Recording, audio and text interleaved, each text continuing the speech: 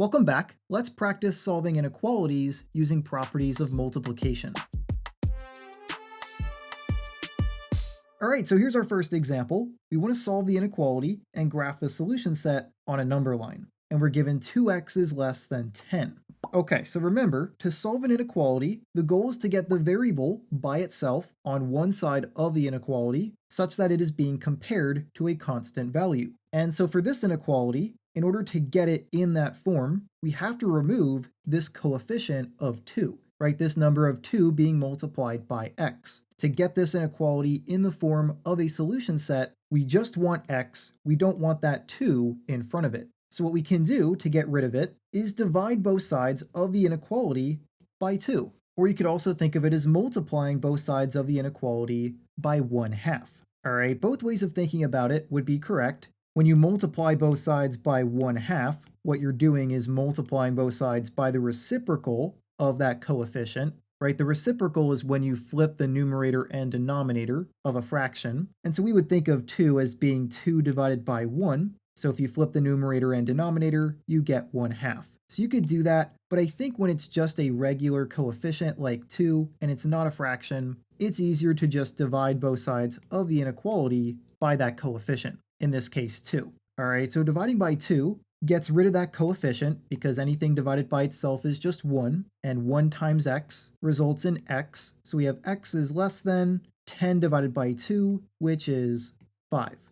And so x less than 5 is the solution set to this inequality. And so now to graph it on a number line, I'll draw my number line over here. I always like to label the center with 0, and then label the number that we were comparing x to. In this case, we're comparing x to 5, which would be to the right of 0 on the number line. So this is 1, 2, 3, 4, 5 right there. At that value of 5, we want to draw an open circle, not a closed circle or a filled-in circle, because 5 is not included in that solution set, right? It's x less than 5, not x less than or equal to 5. So 5 is not included, so draw an open circle at that value, and then draw an arrow in the direction of the values of x that would be included in the solution set. In this case, values of x less than 5. And numbers less than 5 are to the left of 5 on the number line. So I'll draw an arrow to the left.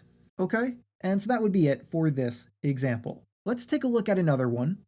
Next up, we want to solve this inequality and graph the solution set on a number line. And we've been given 2/3 y is greater than 4. All right, so just like with our previous example, in order to solve this inequality, we need to get rid of the coefficient in front of the variable. In this case, our variable is y, and the coefficient is 2/3. So to get rid of that, we need to either divide both sides of the inequality by that coefficient, or since it's a fraction in this case, the easier way to go about it is to multiply both sides by the reciprocal of that fraction. So if you flip the numerator and denominator, instead of 2/3, you'll get 3/2, which is what we want to multiply by both sides. All right, by doing that, 3/2 and 2/3 will cancel out. A fraction multiplied by its reciprocal will just be equal to 1, just leaving us with y all by itself, which is the goal. We want to isolate y, so that's good. And then we still have a greater than symbol. Y will be greater than 4 times 3/2. So simplifying that, let's multiply 4 into the numerator. 4 times 3 is 12. So we get 12/2, or 12 divided by 2.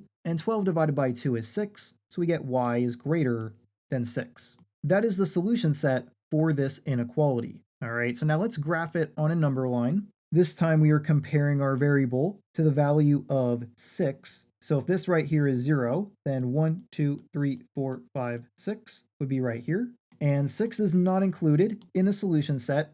Y is greater than 6, not greater than or equal to. So I'll draw an open circle at that value of 6, and then draw an arrow in the direction of the numbers included in the solution set. And so we're looking at values of y greater than 6, so we want to point our arrow in the direction of numbers bigger than 6, which would be to the right. And so that would be the graph of this solution set on a number line. Next up, we want to solve this inequality and graph the solution set on a number line. We are given negative x is less than or equal to 7. Okay, so to solve this inequality, we need to get rid of the coefficient of the variable. In this case, it would be -1. We just see a negative sign, but when you see a negative in front of a variable with no other number, that means that the coefficient is -1. So what we want to do here is divide that negative 1 out. We can divide both sides of the equation by negative 1. And so by doing that, negative x will become positive x. You're dividing out that coefficient of negative 1. But then you have to be careful here, because when you multiply or divide both sides of an inequality by a negative number, you have to flip the inequality sign or reverse it in order for the solution set to be correct. Okay, I show you why this is the case in the lesson video for this topic. So if you want to know more about the reason why behind flipping this sign, please go back and watch that video if you haven't already. But instead of having x less than or equal to this constant, we will have x greater than or equal to that constant.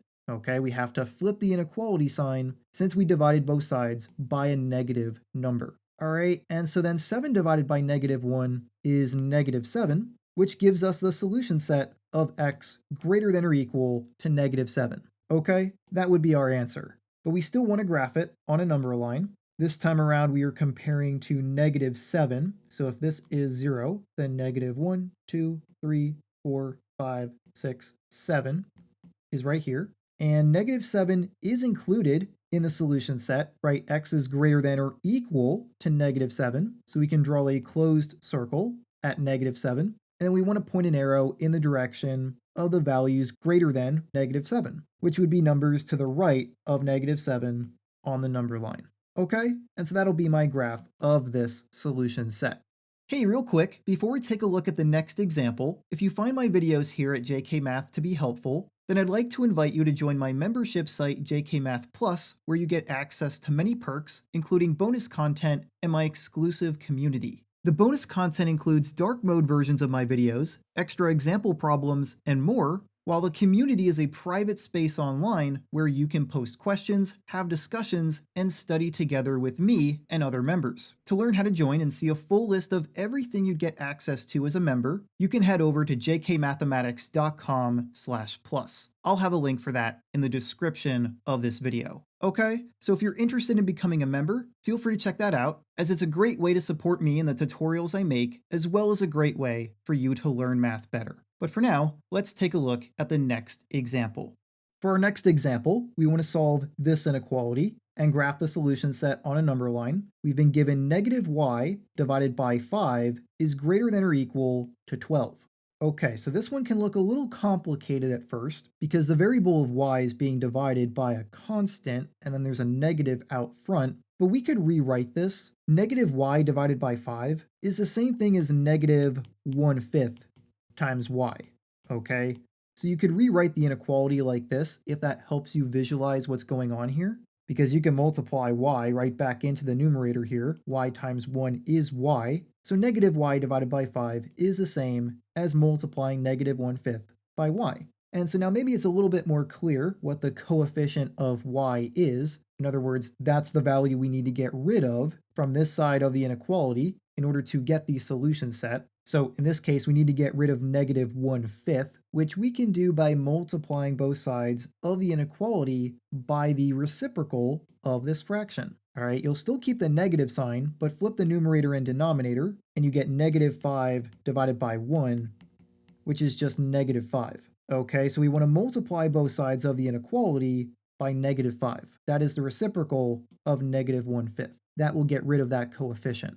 All right, so multiplying both sides by negative 5. Negative 5 and negative 1/5 cancel each other out. A fraction times its reciprocal will result in 1. So you have 1 times y, which is y, but it will not be greater than or equal to this constant, because remember, we just multiplied both sides by a negative number, so we have to flip the inequality sign. So instead of having a greater than or equal to symbol, we will have a less than or equal to symbol. Y will be less than or equal to 12 times negative 5, which is negative 60. Okay, that is the solution set to this inequality. And so now let's graph it. I'll put my number line right here. Since the number we're comparing the variable to is a pretty big number, at least in the negative direction, right? It's negative 60. It's not reasonable to label every single number leading up to it. So I'm just going to do it like this. We'll say that 0 is here, and then somewhere in the negative direction is negative 60. Okay, and so then at that value, we want to draw a closed circle because negative 60 is included in that solution set. Y is less than or equal to that value.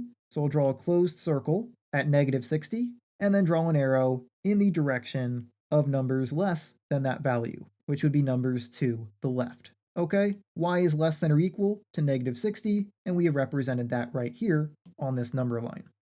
Next up, we want to solve the inequality and graph the solution set on a number line. And our inequality is negative 6 is less than 2/11 times b. All right, so b is our variable this time around. It has a coefficient of 2/11 that we need to get rid of. And so since it's a fraction, the easiest way to remove it is to multiply both sides of the inequality by the reciprocal of that fraction. So if you flip the numerator and denominator, 2/11 becomes 11/2, which is what I'll multiply by both sides. Okay, and so 2/11 times 11/2 will result in 1, so you get 1 times b, so we just have b on this side. And then be careful here, just because this constant is negative does not mean you need to flip the inequality sign. It's only when we multiply or divide both sides of the inequality by a negative number that we have to flip that sign. Okay, so we did not do that here. 11/2 is a positive number, so the inequality sign remains the same. We'll still have a less than sign.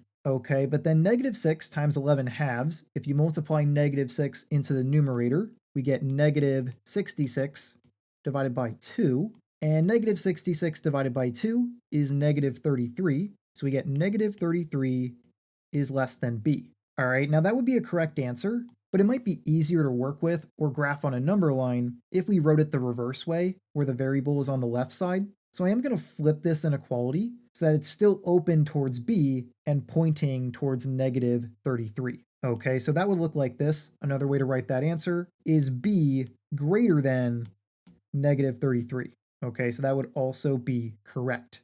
B greater than negative 33 is the same thing as negative 33 less than b. It's just easier to think about when we go to graph this on a number line, which is what I'm going to do right now. Negative 33 is a pretty big number in the negative direction, so just like I did in the previous example, just label 0, and then somewhere to the left of that will be negative 33, and that's good enough. But then at negative 33, we want to draw an open circle because that value is not included in the solution set, right? It's just b greater than negative 33, not greater than or equal to. But then from that circle, we want to draw an arrow in the direction of the values included in the solution set, which are values of b greater than negative 33. So we'll point our arrow to the right, to numbers bigger than that value. Okay, so hopefully you found this to be helpful. I always think it's easier to interpret these inequalities if the variable is on the left and the constant is on the right. But that's it for this example. Let's take a look at one more for this video.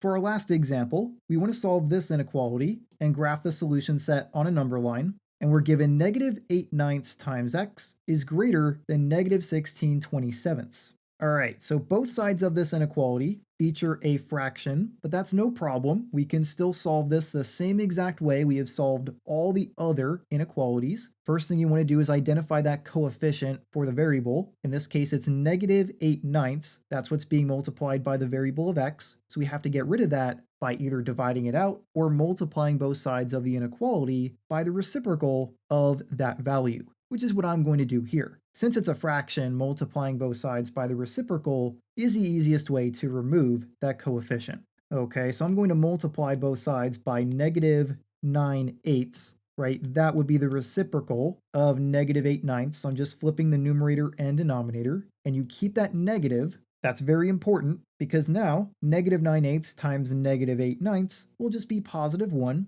A fraction multiplied by its reciprocal just becomes 1. And 1 times x is x, and so we'll have x, but then x will be less than this constant. We have to flip that inequality sign because we multiplied both sides of the inequality by a negative number. Okay, but then simplifying this, notice that we do have two negative numbers being multiplied by each other. That will result in a positive value, so you can forget about those negative signs. And then 16 times 9 is 144, so we have 144 divided by 27 times 8, which is 216.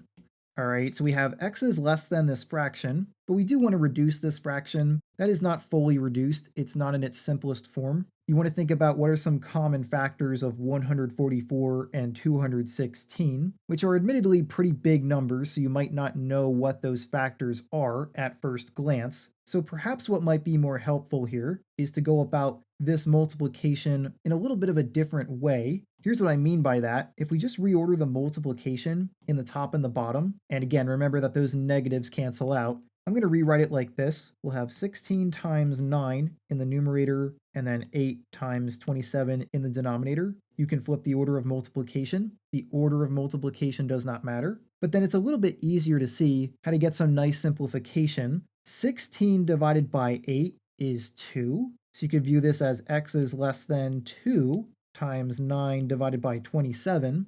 That's totally valid. You could do that. And then 9 divided by 27, well, both 9 and 27 are divisible by 9. 9 divided by 9 is 1. 27 divided by 9 is 3. So really what we get here is 2 times 1/3, and 2 times 1/3 is 2/3. So we get x is less than 2/3, and that would be the solution set to this inequality. Okay, and if you did it the other way, if you used that value of 144 divided by 216, and you couldn't use a calculator to quickly reduce it, the greatest common factor of 144 and 216 is 72. 144 is 2 times 72, and 216 is 3 times 72. So those 72s would cancel out, just giving you 2/3. Okay, so either way, you get the same answer. I just wanted to show you perhaps an easier way to get to 2/3 without needing to figure out what the factors of 144 and 216 are or what they have in common. Okay, but anyway, this is the solution. X is less than 2/3, and so let's graph that on a number line. I'll draw mine like this. I'll put 0 in the middle, and then 2/3 is a positive value. If this is 1, 2/3 would be somewhere about right here. And 2/3 is not included in that solution set. X is just less than it. It's not less than or equal to. So I'll draw an open circle at that value, and then point an arrow in the direction of values less than 2/3. And so that would be to the left of that value on the number line. Okay, and so that's the graph of this solution set, which means we have completed this example, which was the last example for this video. But if you do want to get some more practice solving inequalities, I do have more on my membership site. So if that's something that interests you, feel free to look into becoming a member. You can find all the details on my website at jkmathematics.com/plus. If you have any questions, please let me know in the comments. But if you don't have any questions, this is all I had for now. So I will see you next time.